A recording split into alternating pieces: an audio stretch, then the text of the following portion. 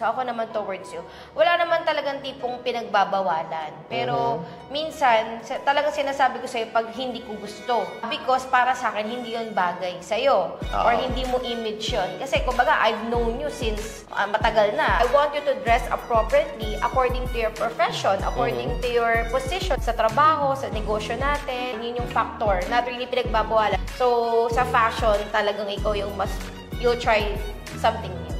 So ako naman yan, nagigib lang ako ng comments. But not to the point naman na completely parang pinagbabawalan. Pero minsan may mga instances naman na parang gwapong-gwapo ka sa akin, tapos yung tipong talagang pinipigilan mo ako dun sa... Minsan kapag yung forma ko, dapat naka-unbutton yung polo ko. Pinapasara mo lahat ng leg. Kaya nga may botones eh. Minsan ganun yung forma eh. Di ba? Bakit ka nagiging concerned sa ganung bagay? Ang daming buttons, nakabukas marami hanggang dito sa may baba. O, edi ibig sabihin, lumalanti ka. Bakit pag halimbawa kayo, meron dyan mga damit na ganon, okay lang. Ginawa yung damit, kunwari ganyan, low neckline.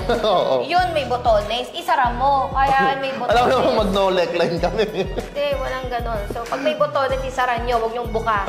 Pag pinukano ibig sabihin, lumalandi. Lumalandi agad? Oo, ganon yun. So, may asawa ka na, kaya isara mo lahat ng botones hanggang dito.